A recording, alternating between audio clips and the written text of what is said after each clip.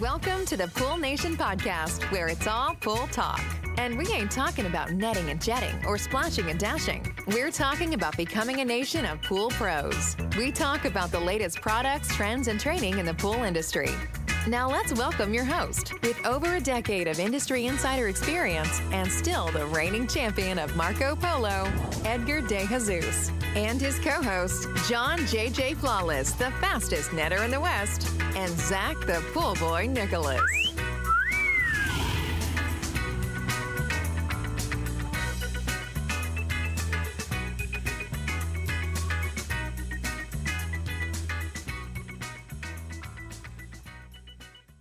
Welcome, everyone, to the Pool Nation Live podcast. I'm your host, Edgar De Jesus. And yes, I am the reigning champion of Marco Polo, along with John JJ Flawless, the fastest netter in the West, and the famous Zach the Pool Boy Nicholas. Today, per request, we are doing a deep dive into everything pH. But before we do that, I want to welcome everyone to our live podcast, the podcast where it's all pool talk. And we ain't talking about netting and jetting or splashing and dashing. We're talking about becoming a nation of pool pros. And yes, we will talk about the latest products, trends, and trending in the pool industry.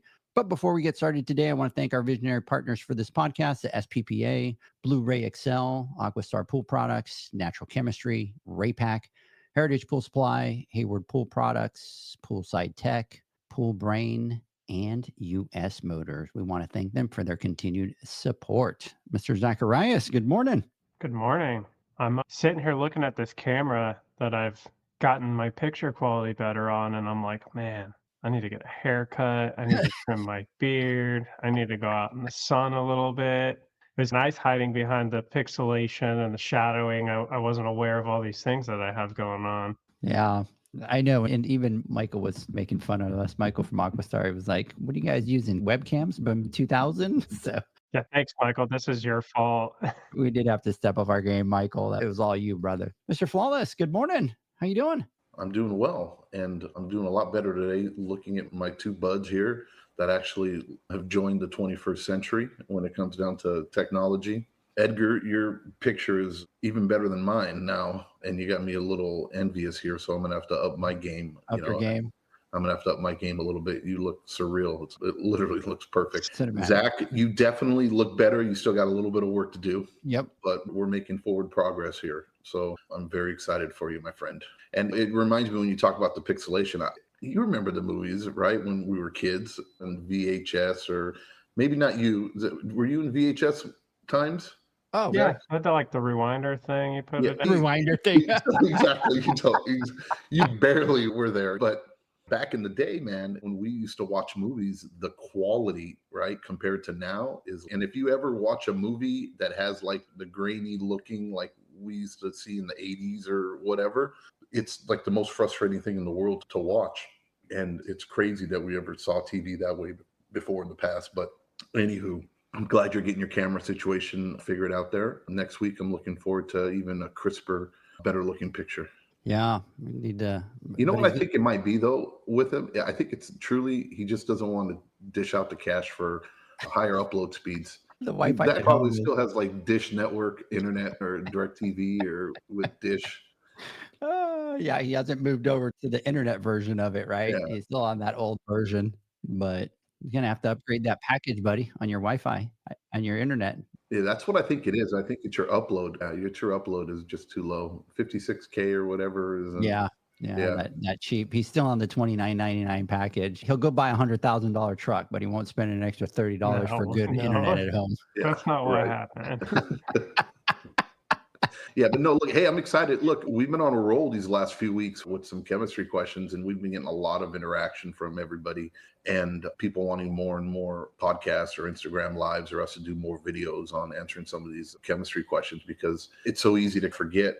We get locked into a subject or we start talking about business and financials and stuff, or we've covered some of these chemistry questions over the years multiple times, but we have new listeners and we have people that, are just getting into summer season right now, and these things are really affecting them, and any help we can possibly give them with some of the answers to these questions is pretty fun. So I enjoy doing it. Plus, I just get to talk more and more without being criticized. Usually on the podcast I talk and it's, Jesus, John, shut up, right? Yeah, you're rambling. Or, God, give us a second. There's three of us here, right? Let us talk. and I go on my little rant. But when it comes down to these questions here, it's okay because this is That's when me and Zach go, okay, this is a podcast for John. We're here for John, not, let's do this. I'm stoked. Let's yeah, go. absolutely. pH is important. Yeah. And the interesting thing is we continue to get a lot of questions and shift. Obviously, now that summer, even Cap City was talking about it on the Instagram Live, like really a lot of these podcasts and Instagram Lives help them out during the times of summer when they're out there and they're trying to figure things out and they have a place to go to ask these questions and stuff like that. And so, we talked to a couple of the newer pool pros, and one of them had the brilliant idea, right? It takes one of our members of our Pool Nation family to throw some good ideas out this way. And he said, can you do one and really just, can you go into one topic and just hit that topic all the way through? And we're like, oh my God, that's such a great idea. So today we're going to talk about pH. We're going to do a deep dive into everything related with regards to pH. But before we do that, let's get through some housekeeping notes here, and then we'll get started. Nominations for the Pool Nation Awards open up June 18th. So we're going to be revealing out this week the new model that we created, the new site that we created for the Pool Nation Awards. We had to go out and we outgrew the third party that we had. So we had to get our team to develop something. And we're really excited to be able to share it out there with everybody. So the next thing is the nomination night is going to be Wednesday, August 20th. And we're going to be streaming live Facebook, YouTube, Instagram, LinkedIn, all those beautiful things. The fun thing about this nominations event is it's going to be a women's only nomination event. And that is because the 21st and the 22nd is going to be the Women's Summit out in McKinney, out at Heritage Pool Supply. I want to give them a big, huge shout out for being a partner on that event and sponsoring the event and hosting the event. And without them, we definitely could not be running that event, but we are completely sold out.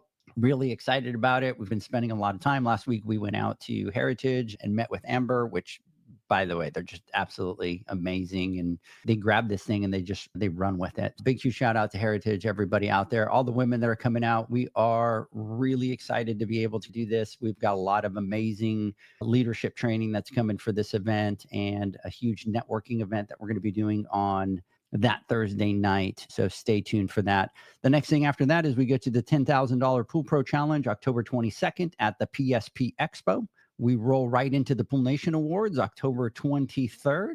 And then the Pool Nation Conference on the 24th and the 25th, where we're going to be doing 3 different tracks. We're going to be doing business, we're going to be doing technical, and we are going to be doing hands-on. I do want to tell everybody that just like all of our events, these are limited spaces. We don't just open the floodgates to allow 300 or 400 people in. The business track is going to be about 100 people. The technical track is going to be about 100 people. And the hands-on is only going to be 80 people because we normally keep them right in that model that we like, where it's smaller, it's more intimate, and we can spend a lot more one-on-one time with everybody. So we are going to be talking about the registration for that this coming week as well, which will open up. And then in the meantime, we have a pop-up that came up, and that was Victor from the PEP on Van Nuys reached out to us, and they've got this great facility that they opened out in Van Nuys, and he reached out to us and he was like, hey man, can we do something together? And we were like, you know what? Let's run with it. So we do have a little pop-up boot camp that's going to be popping up for the PEP in Van Nuys, and that is going to be July 26th, Saturday, July 26th at the PEP in Van Nuys. And if you want to look at registration, send me a message. By the time this podcast is out, it's going to be on the Pool Nation website. Just go Pool Nation, go to boot camps, and you're going to see the PEP boot camp out there. So we're excited about that. We're going to start announcing that and rolling with it here very shortly this coming week. Just really excited about it. Want to talk about some of the business stuff that we're going to be doing at the Pool Nation Conference. And one of our biggest focus continues to be the business side for the pool pros. And we've really built an amazing track with the help of Doreen that has joined our team. And so day one, we're going to start to focus on really that profit mentality, right? And it's really turning pools into profits. And really what we want is from the very first stage of every pool pro is to be able to shift very quickly from the mindset of a pool pro, of a technician, to really a business owner, and have that clear picture of where they need to go since day one and focus on the profitability of every pool. And then after that, we'll have turn metrics into money, what your financials are telling you. And this is something that we've preached forever, and that you really have to understand and know your numbers in order to make better business decisions. So this is just going to help you stop guessing and start learning how to understand that data and lead with that data. Yep. And then after that, we're getting into know your costs, grow your profits, business math made simple for pool pros. So it's just basically learning exact formulas and methods to be able to price your services and protect your bottom line. Really excited about that. That's my favorite one, John, because it's You think? the pool guy math, right? We teach them Right. the pool guy math. And I always joke around with my daughters and my wife with it. They always joke around with the girl math, right? They buy something, they return it. So then when they go back, they're like, oh, we can upgrade. We could go bigger because technically it didn't cost us anything because we returned that. And I'm like, no, that girl math doesn't work like that. It's funny you say that. And we talk about every time we bring up girl math, and I think guy math, right? And I've seen Janie has said this, or it's like you go and I don't know, you go and go, hey, it's going to cost me $300 for somebody to come over here and do this at my house or to pressure wash or do whatever. And then guy math is I'll just go to Home Depot and spend $1,000 on tools, right? And just do it to myself so I can save the $300 and spend the whole weekend doing it to figure out how to do it, right? That's guy math. You know, how many times have we done that? And God knows I have. I don't need anybody to come over here and do this. I can take care of it myself. And then I don't have this part, I don't have this or whatever, this tool. And then it's an excuse to go over there and go, hey, I need to buy this, I need to buy that. And then end up spending 4 times more than it would have to have someone else come out and do it. But guy math at its finest. Yeah. Now, let me ask you a question. When you do that kind of stuff and people come over, oh, let me help you with this or let me help you with that. Do you normally go, oh, yeah, help me? Or you like me? I'm like, if I start doing something, I'm like, just leave me alone. Let me work on this all by myself. I'm in, I'm committed. Just give me my space. 100%. I'm the same exact way. I don't need no stinking help. Yeah. And at the end you go, man, if they would have helped, I would have been done a lot sooner. Right? Yeah. I wouldn't have spent all weekend. And then when you're halfway through and you're like, damn, if I could go back, right? Yeah. But you're committed, right? And it's like, Yeah. nope, you're going to see this through and you're going to make it happen. You're going to make it happen. yeah. Absolutely. For sure. All right. So the next class that we're going to be teaching out there is financial planning, really exit strategy. We've talked about it 1,000 times. Really, there's going to come a point in your life that you can't do this anymore.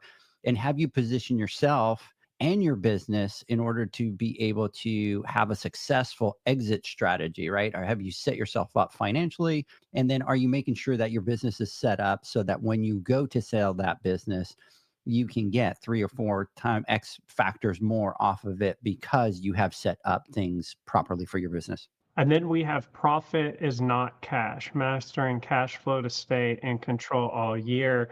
And this is something that's so crucial when you're running a business, because a lot of times we get like super focused on profit, but we're not focusing on making sure that we have that steady flow of cash, because in order to run your business and do things and purchase parts and pay bills or whatever, you've got to have that cash flowing through the business. So this class will help you learn how to avoid some of those cash crunches and build that financial stability. And then rolling into day 2, and I'm really excited about these classes, especially we focus a lot on the people. This class in particular is about the talent life cycle. It's helping you building skills and to make your business successful. It helps you unlock the full potential of your team by mastering the talent life cycle. So you're going to learn how to build skills at every stage to be able to drive performance and to motivate your team so that they can be successful, and in turn your company could be successful. Yeah. And then from there, we roll into developing high performing teams, right? And we talk about it all the time as success is really going to start with the people that work for you. And this one here is going to equip you with proven strategies to build, lead, and inspire high performing teams, really how to be able to build that and foster that trust. And more importantly, enhance collaboration so that you guys are focused on your business goals. Then we move into the power of partnership, cultivating true collaboration in your team. This is something that when you look at a lot of the really successful businesses, they've really figured out how to, like the saying is, make sure that everyone's rowing in the same direction, working smarter together. And so in this class, you're going to learn how to break down silos, enhance communication, and just really build a culture where ideas flow freely and you can really build a united team to solve these problems and grow your business. Exactly. Then we go into dive into time management strategies. One of my favorite as well.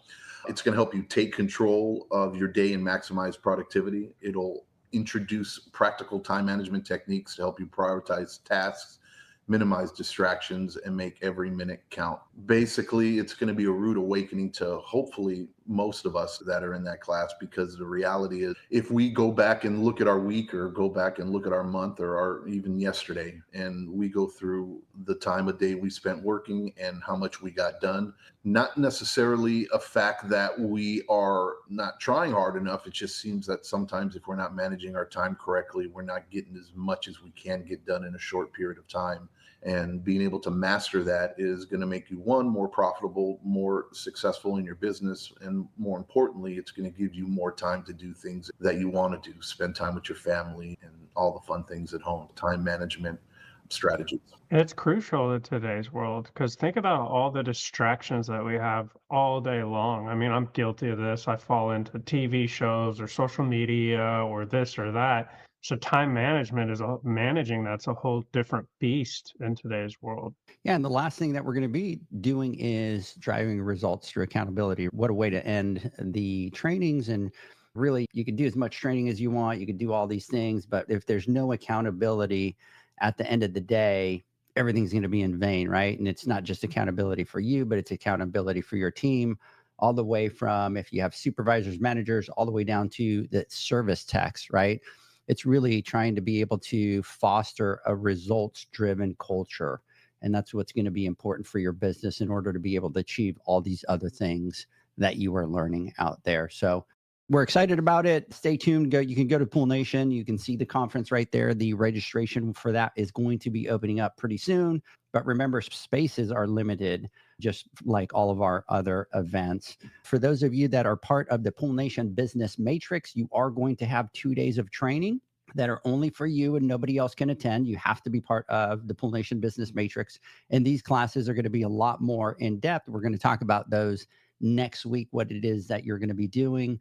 But those classes are going to be 2-hour classes. The first hour of the class is really learning the topic or the skill. The second hour of the class is actually going to be putting it into play.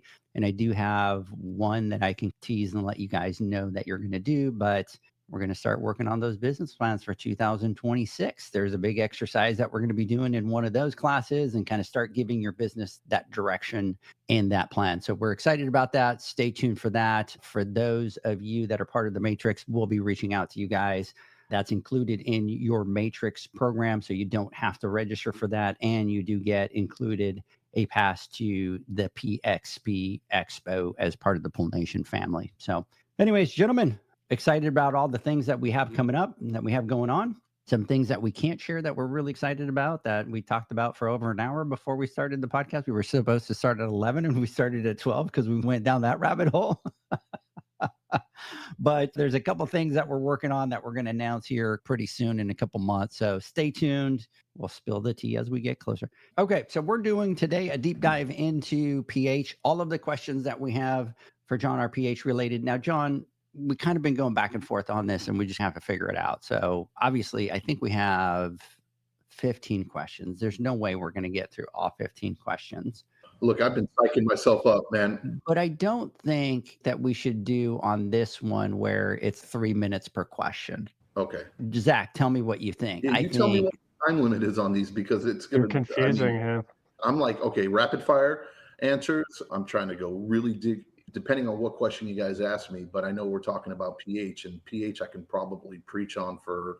That's what I'm saying. There's a lot of info. So until next week, I'll still be talking in front of.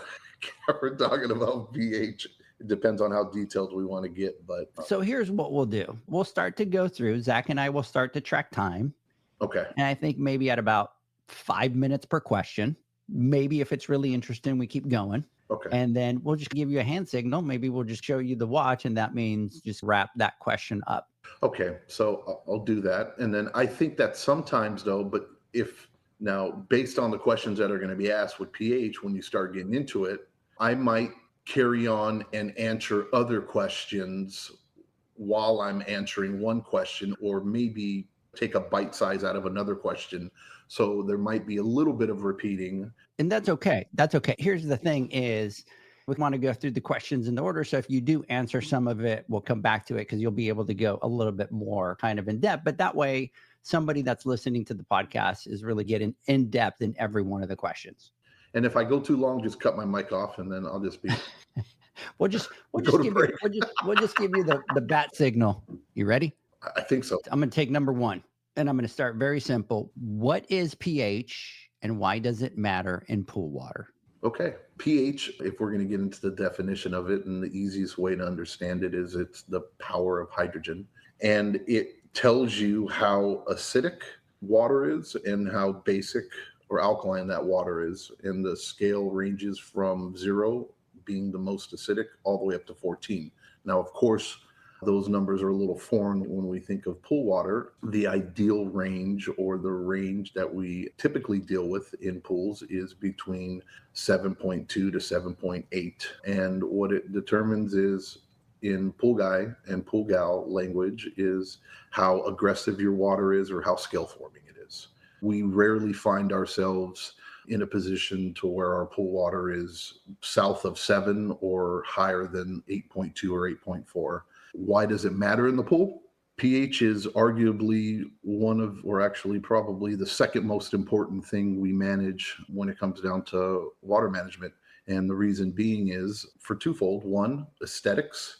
When we deal with pH, it determines how good a pool looks, because the water's ability to be able to hold things in solution, such as metals, such as calcium and stuff like that, is highly pH dependent. As pH starts to rise, the water's ability to be able to hold those things in solution start to deplete. So those things start to fall out of solution, creating cloudy water, releasing calcium onto tile, onto the surface.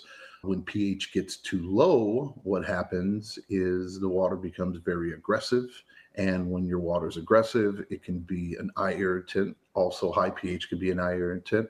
It starts to degrade the vessel, the surfaces. It'll start to seek calcium to be balanced. It'll eat away at grout finishes, destroy heat exchangers, pump seals, and so on and so forth.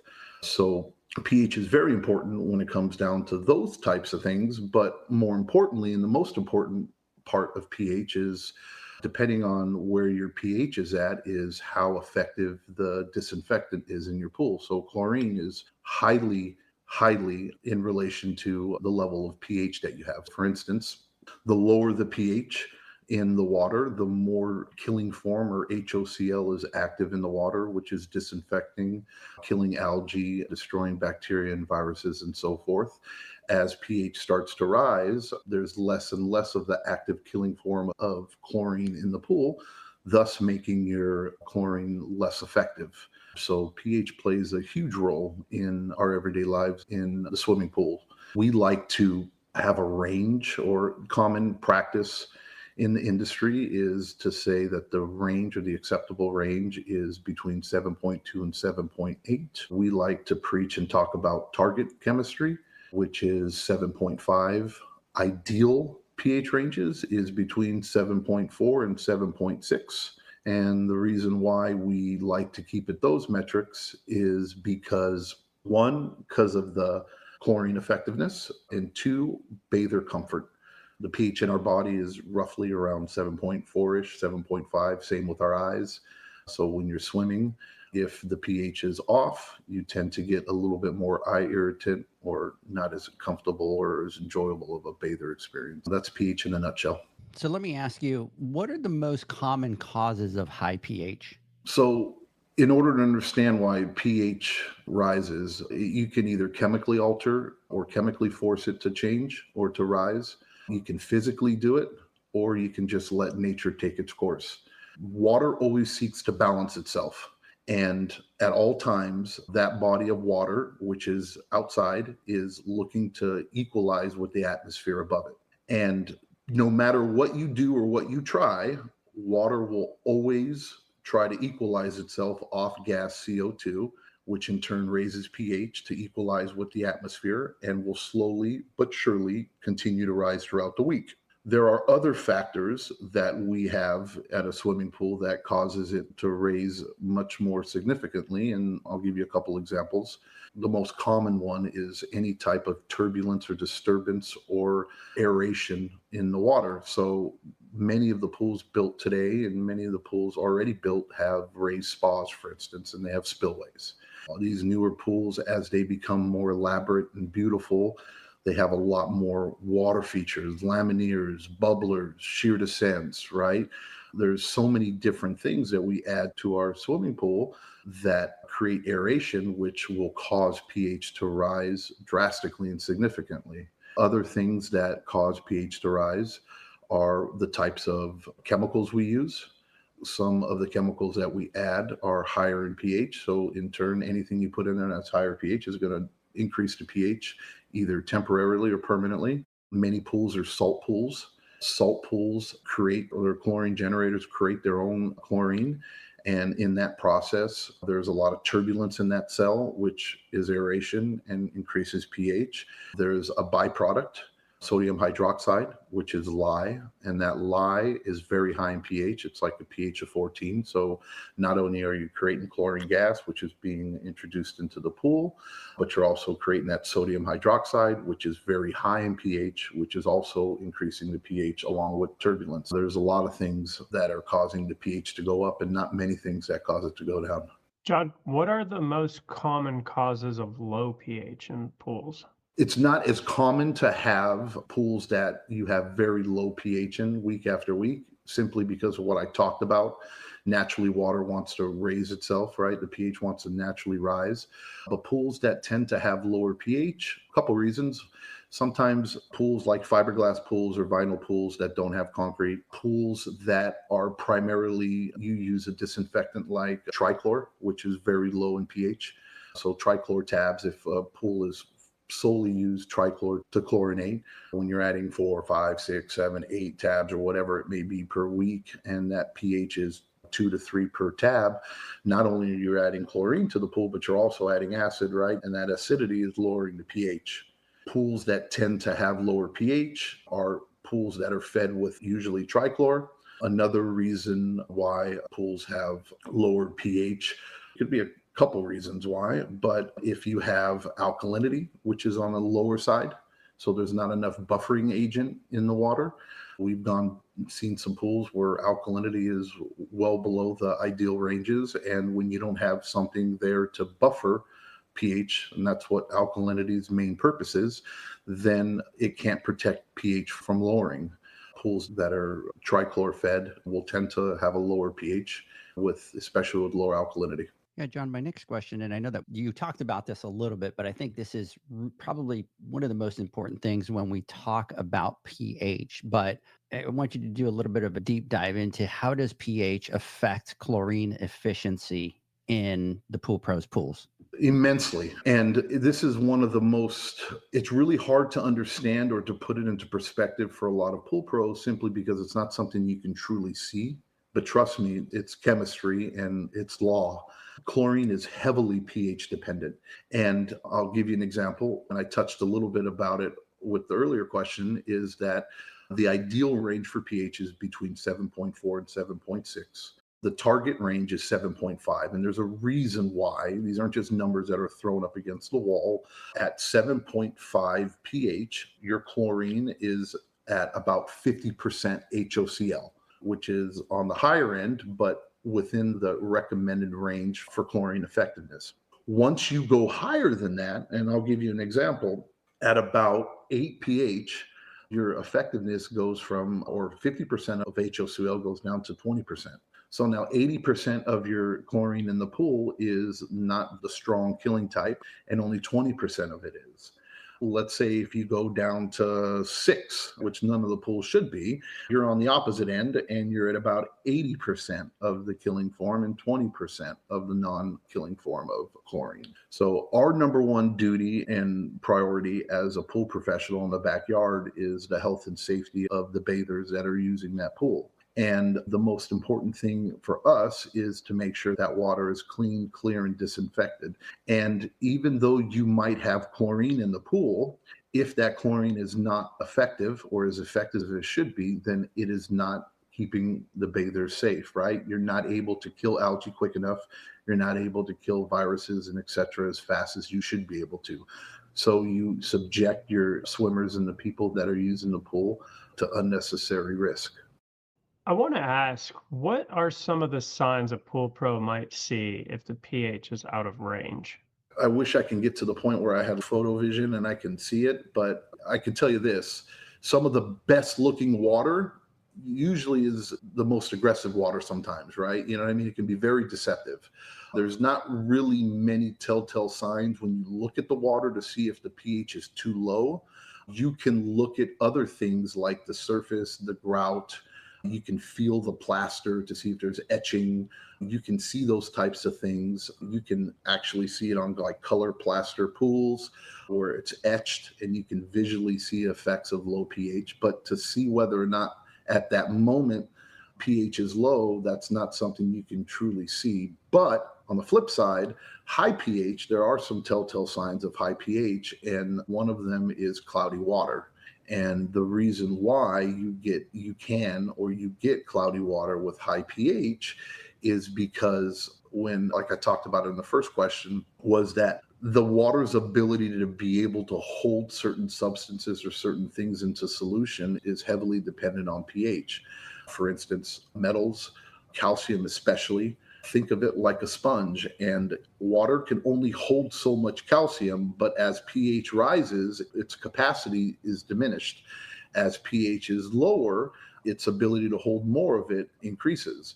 If you have a pool that has very high pH, it's common to see the water cloudy, and usually the reason why the water's cloudy is one of two things. Either chlorine is not as effective as it should be due to the pH range, algae and other contaminants are overtaking it and the water is becoming cloudy, or two, the calcium that is in solution is being expelled into the water. And for instance, for anybody who's ever poured cal hypo or put cal hypo into a pool and has seen a certain area as it comes through the return or as it's in one certain little spot where that area is extremely cloudy, the reason being is cal hypo has a very high pH when you initially put into it, plus it has a lot of calcium in it. So now all that calcium, all that high pH environment is contained to a small portion of the pool before it's completely diluted. So you start to see the clouding effects. But that disappears because as it dilutes with the rest of the water and it becomes diluted, the water's ability to be able to absorb that calcium, right, increases. So that calcium is no longer in solution. It goes back into solution. So hopefully that answered that question. Hey guys, let's do this. Let's take a quick word from our sponsors. When we come back, we will keep John in the hot seat. We'll be right back. Pool pros have specific needs when it comes to general liability insurance. The SPPA program has you covered. With 3 tailored and customizable general liability options, SPPA makes it easy for pool pros to feel secure. Find out more and get covered at thesppa.com.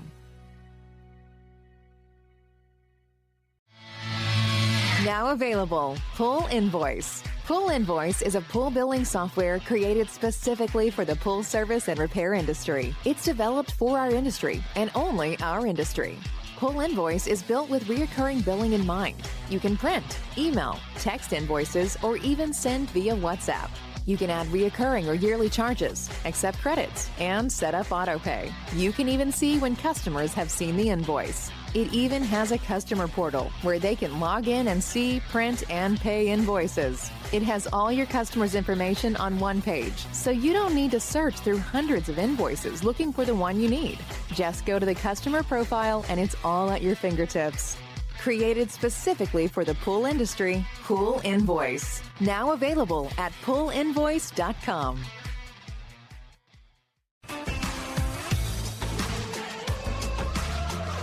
Blu-ray XL is the power of minerals working for you. Reduce your overall chemical costs and labor up to 50% guaranteed.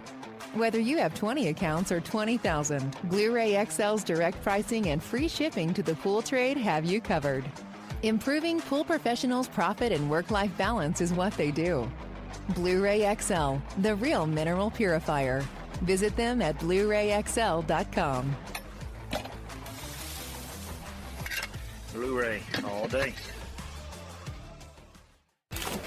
Aquastar's new pipeline cartridge filters, available in 2 sizes, deliver top-notch hydraulic efficiency along with best-in-class filtration performance, approaching that of DE filters. Uniquely designed, open pleat spacing means 100% of the media square footage is usable. And these claims are backed by NSF test results. Designed with the pro's time and comfort in mind, the patented double locking system improves safety and ease of access, making filter cleaners faster than ever before.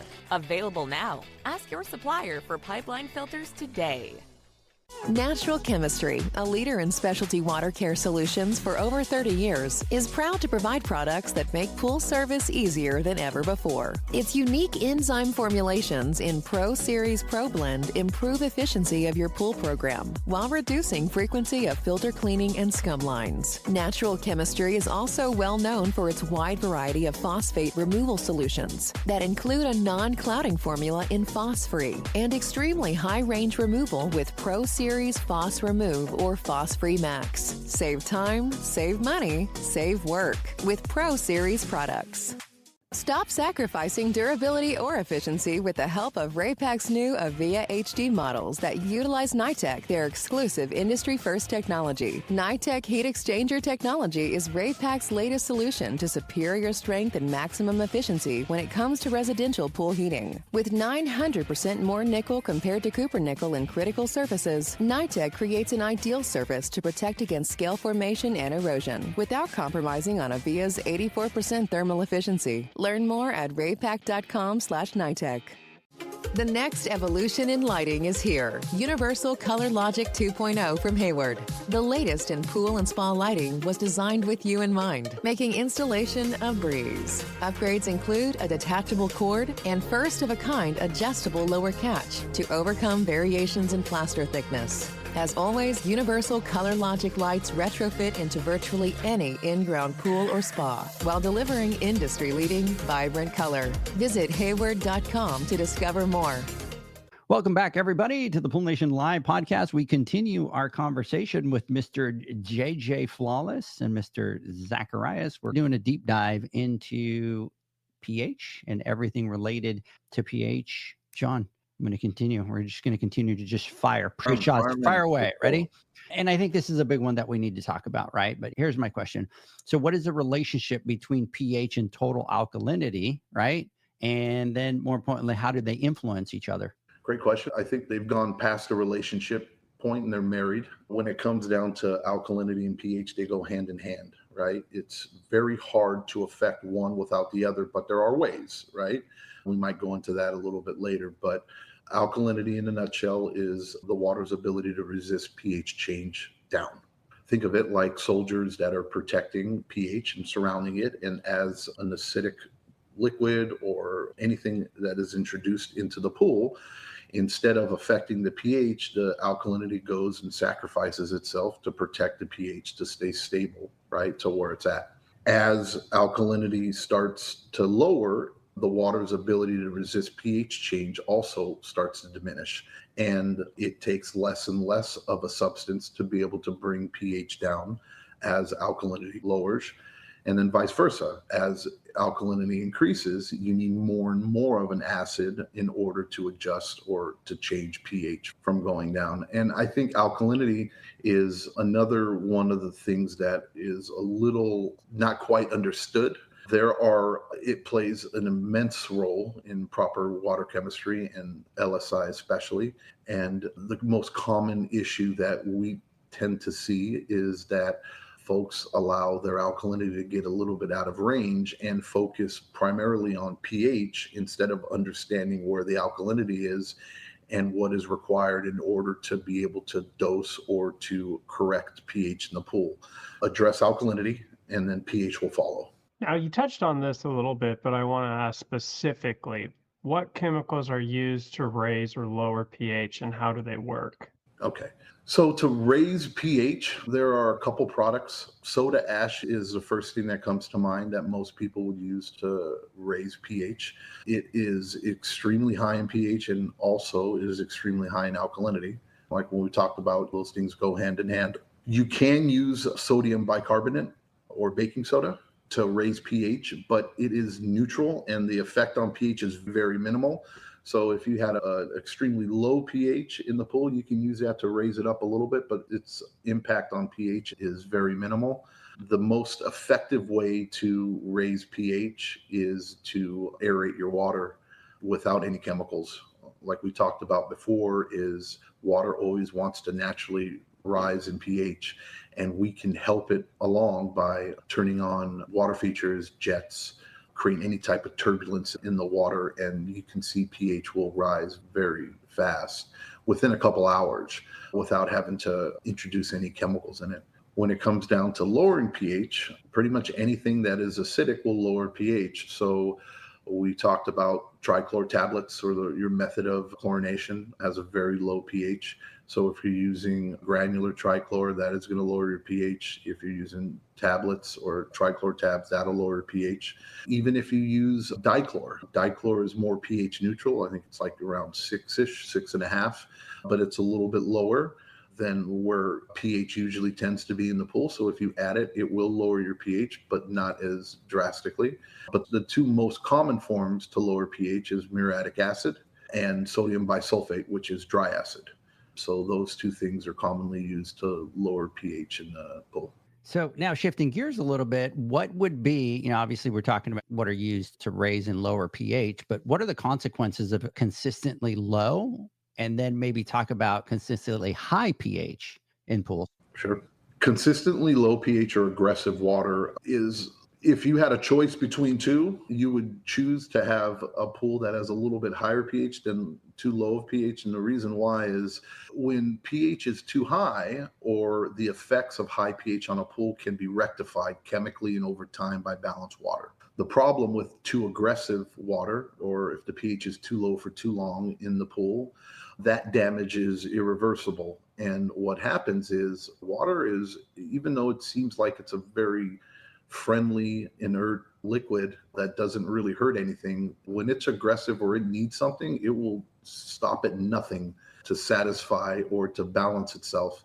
And the number one thing that water needs or wants or craves is calcium. And it will seek and destroy any material it's in order to find it. And when we talk about swimming pools, the majority of that swimming pool is a cementatious surface, which is either plaster or pebble tech. You have tile, which has grout, and all that material has calcium in it, and water will seek and eat away and dissolve until it gets enough calcium to be balanced. And as pH is lower, the more and more calcium it wants. So the lower the pH, the more calcium it wants and it needs. The higher pH, the less calcium it needs. Moving on from the vessel and the surface, you have your equipment as well. And water flows through pipes. It flows through your pump. You have metal pump seals. You have metal heat exchangers. Those heat exchangers are probably made out of copper. Right. And just like anything else, water will eat and dissolve calcium and now introduce metals into the water, which can destroy heat exchangers, cause leaks. It can stain the surface of the pool. Once those metals go into solution and the water has enough of that metal and it can't hold anymore, it will expel it.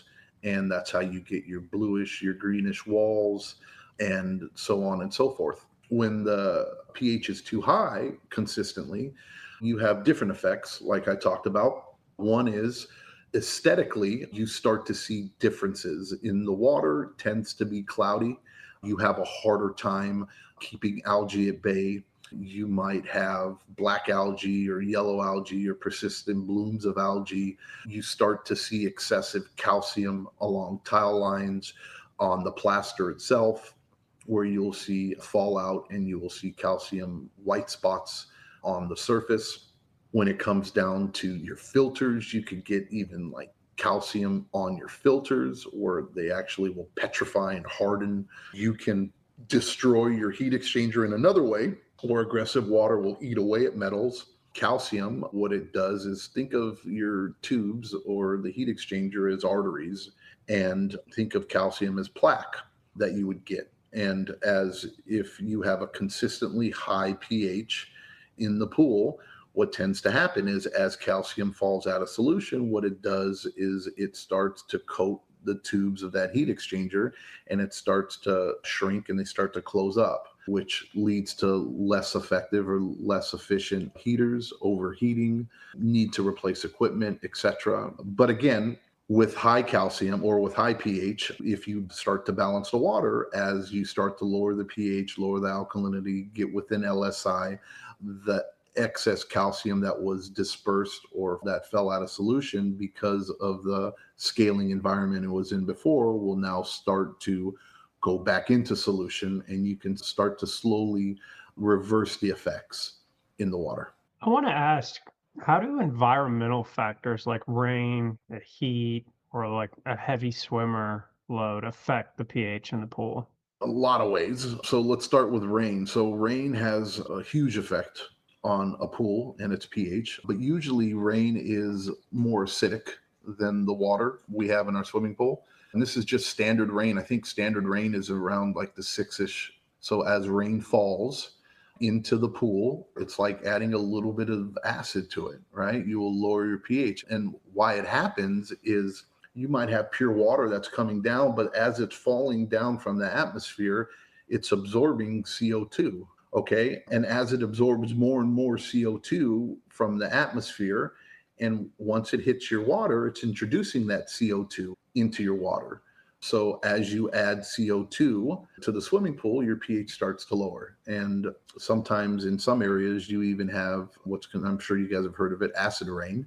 And that's just where it's absorbed a lot of CO2. And the pH of that water starts to drift down to about 5. And you can start to see drastic swings in pH and alkalinity in your water due to the rainfall. Another factor is the substances and the dirt and the debris and the chemicals and the crap that gets washed into your water from rain as well. All that has a huge effect on your pH. And God knows if it's high or if it's low or whatever, who knows what's getting washed in. But anything and everything that touches your swimming pool is going to have an effect on it one way or the other. When it comes down to bathers, yes, the sweat from your skin, the involuntary urine that comes out every time somebody jumps into a swimming pool, right? The products that we put on, the bronzers, suntan lotion, the gunk and the crap, the snot, the spit, all that has effect on your pool water. And it's important that you understand who and what's been using the pool so that you can properly manage it and treat it accordingly. Let me ask you one more question, John. We're going to go to final thoughts, but for all the pool pros that are listening out there, how often should they test pH? And then more importantly, what's the best method? Sure. So you should test pH every single time you're in that backyard. That's no exception. There are some things when it comes down to testing that you don't necessarily have to do every single week. And I could give you an example, calcium, right? We personally don't test for calcium every time we're in the backyard. It's important, but it doesn't move quite as drastically from week to week without physical interruption, right? You have to physically change it by either adding chemicals or by changing water or vice versa, or etc. pH, though, is one of the two most important things that you have to test. So you test it every single time you're in the backyard, and you should adjust accordingly. The best method, or the method at least that we choose to use and what we found, is we use a pH pen that is correctly calibrated, right? And we use that to be able to test and measure the pH. I strongly suggest or advise against not using strips to gauge pH. Those strips will give you a good general idea of where your pH is. They're not as dependable or as accurate for a number of reasons. So I would stick to either using a Taylor kit or using a pH pen or something like a Color Q or a Spin Lab in order to get an exact pH. Now, I know Edgar said that was the final question, but I have one more question for you because I think it's super important, and throughout a lot of different conversations, I just think this is a good one. So I want to ask you, what are some tips for adjusting pH correctly without affecting other parts of water balance too much? So there's only one real way to affect pH without really affecting anything else, two ways. One not very common. So one way we spoke about earlier was aeration, right? So if you want to adjust pH and you want to increase pH, you need to aerate the water, and you can aerate the water via spa jets, spillways, shear descents, any water feature, any type of movement will increase pH significantly over a very short period of time. To lower pH is a little bit different. If you want to lower pH, the most common method is adding an acid to the pool. But to your question is, without affecting anything else, when you add acid to a pool, because pH and alkalinity are married, when you add acid, you're also going to be affecting the alkalinity in the water. So in turn, by lowering pH, you're also lowering alkalinity with an acid, unless you use something like CO2. Right. So CO2 gas is a method, and it's gaining traction and becoming more popular. And a lot of commercial applications use it. But for residential, it's not very popular. But by introducing CO2 gas into the water, you can essentially lower pH without having that much effect on alkalinity like you would if you added acid to the water. If you were to add bicarb, you add bicarb to the water, you will increase alkalinity and only pH slightly. If you use soda ash, like I talked about before, you will increase pH drastically and increase your alkalinity drastically. Those are really the only ways to adjust alkalinity or adjust pH in the water without necessarily affecting anything else. Aeration and CO2 gas. Hey, John, a lot of great information. And by the way, Zach and I have been texting each other because we promised ourselves that we were not going to interrupt so that we don't kill your flow of the information that you were given. And let me tell you, it's been hard to just sit here and not be able to jump in and talk about a couple of the different things. And one of the things that I always used to teach my guys was, that really pH was the personality of the pool, right? Like when you're going into the backyard, you're trying to figure out how is that pool behaving today? Is it being aggressive? Is it being cranky? Is it being lazy on the other side, where then when you come back, it's going to create more work for you because it's not doing what it's supposed to? And that's why I was trying to get them to stick to that mentality, because pH is so important in pools.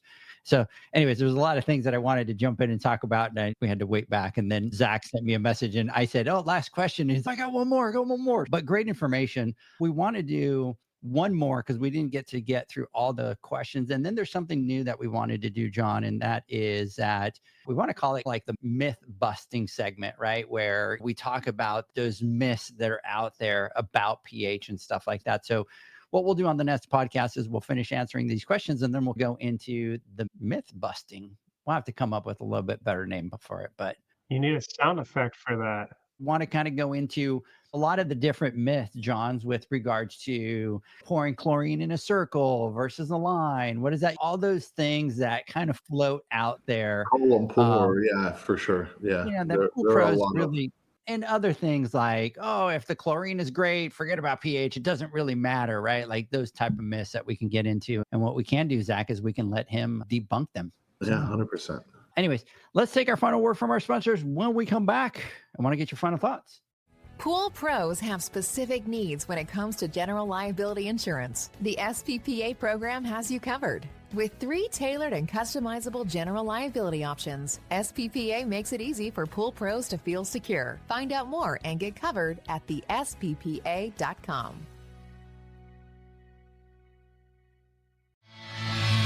Now available, Pool Invoice. Pool Invoice is a pool billing software created specifically for the pool service and repair industry. It's developed for our industry and only our industry.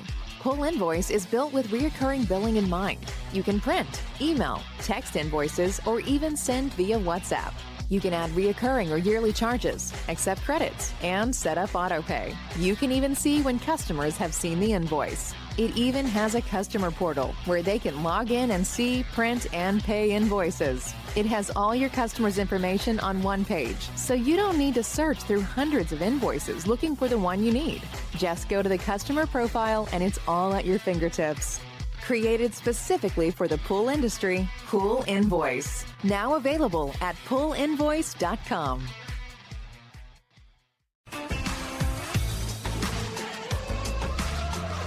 Blu-ray XL is the power of minerals working for you. Reduce your overall chemical costs and labor up to 50% guaranteed. Whether you have 20 accounts or 20,000, Blu-ray XL's direct pricing and free shipping to the pool trade have you covered. Improving pool professionals' profit and work-life balance is what they do. Blu-ray XL, the real mineral purifier. Visit them at BluRayXL.com. Blu-ray all day. Aquastar's new pipeline cartridge filters, available in 2 sizes, deliver top-notch hydraulic efficiency along with best-in-class filtration performance, approaching that of DE filters. Uniquely designed, open pleat spacing means 100% of the media square footage is usable. And these claims are backed by NSF test results. Designed with the pro's time and comfort in mind, the patented double-locking system improves safety and ease of access, making filter cleaners faster than ever before. Available now. Ask your supplier for pipeline filters today.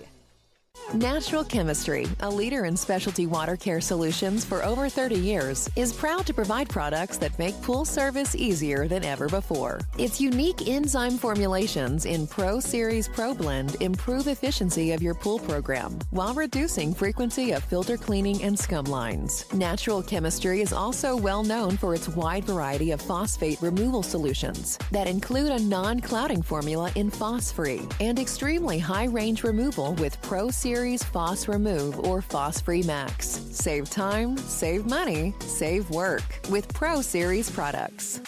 Stop sacrificing durability or efficiency with the help of Raypak's new Avia HD models that utilize NITEC, their exclusive industry-first technology. NITEC heat exchanger technology is Raypak's latest solution to superior strength and maximum efficiency when it comes to residential pool heating. With 900% more nickel compared to copper nickel in critical surfaces, NITEC creates an ideal surface to protect against scale formation and erosion without compromising on Avia's 84% thermal efficiency. Learn more at raypak.com/NITEC. The next evolution in lighting is here. Universal Color Logic 2.0 from Hayward. The latest in pool and spa lighting was designed with you in mind, making installation a breeze. Upgrades include a detachable cord and first-of-a-kind adjustable lower catch to overcome variations in plaster thickness. As always, Universal Color Logic lights retrofit into virtually any in-ground pool or spa while delivering industry-leading, vibrant color. Visit Hayward.com to discover more. Welcome back, everybody, to the Pool Nation Live podcast. We continue our conversation here with Mr. Zacharias and Mr. Well, I guess, Zach, I should say we continue the conversation with John today, right? Because he's kind of, by the way, I kind of enjoyed this podcast, Zach. I don't know if you did. It was kind of nice and easy. I just came out, asked some questions, and learned a little bit about pH, and then we're done. We should make more of these, Zach. Yeah. When I'm tired, I'll be like, let's get John on today. Yeah. You know what's going to happen is Zach is going to go back now and he's going to create like 15 different scripts on all the water chemistry. And he's going to send them to me and go, Edgar, I did all the work. You don't have to do any work. Like here, just ask John questions. But we all know what the intent behind it is. Mr. Zacharias, let me get some final thoughts. I really enjoyed this one, and I think these are all important questions. And the thing with chemistry, just sitting here listening to you break it down, is I've sat through tons of classes and conversations and throughout many years, and I'm always learning. And I've talked about this before. It just seems to be kind of like there's a point in a time where something else clicks, and then it finally makes sense and it sinks in. And so this is really good stuff today. Thank you for going through that. And I like specifically tackling one point of pH, because a lot of times there's so much information and there is so much to each question, but sometimes it gets muddy for people out there. So this was really good. Other than that, I just want to remind everyone, nominations open next week, and I'm still tripping out on that. And then make sure you start planning for the conference and getting out there, because this is going to be some really good stuff. I'm really excited. Every time I get to attend or sit into this stuff, I'm still always learning. So make sure that you're planning and getting ready for Vegas. It's around the corner. Mr. Flawless, some final thoughts. This was great. And look, hopefully these answers helped the listeners or anybody listening who had some questions about pH. Hopefully clarified some things. I just want to say, in this no way is the complete picture of pH. We can probably talk for another 10 hours, but hopefully some of these answers inspired you guys to think a little bit more, or probably created more questions for you. And if we didn't cover one thing in specific, feel free to reach out to us and let us know your other questions, or if you have follow-up questions on them and what you can do out in the field to help make you a better pool tech. Let us know. We're happy to answer. I'm looking forward to next week finishing up pH. And I think I agree with what Zach was saying, Edgar. This is the best way, or the best format, because other than this, we start going off on a tangent in 10 different directions, right? So after 5 going on 6 years now, you finally figured out the potion. You know what I mean? Go, okay, look, we're going to keep it one little subject, right? You know what I mean? And we're going to stick to this and see how we roll with it. But hearing these questions, and these are from our people, it's exciting to know that you guys have such quality questions, right? And that you guys are hungry to learn, and this is what you guys want to hear. So keep them coming. We'll keep answering them, and hope you guys have a killer week. And to the fathers out there, happy Father's Day this Sunday. Happy Father's Day. When you guys listen to this podcast, I hope you had an amazing Father's Day yesterday, and that you guys got everything you deserved, and you got to chill with your family and enjoy why we work so hard. Other than that, see you on Wednesday. Edgar? Absolutely. We'll be live. And guess what? Adam Beach is joining us on Wednesday. Nice. So we're going to talk about that. We're going to talk about some of their features, obviously, with AI and the dosing and all that kind of fun stuff. So anyways, hope you guys have a great weekend, and catch me and John next Wednesday on the Instagram Live. Hope you guys have a great weekend. Catch you guys later. Bye. See ya.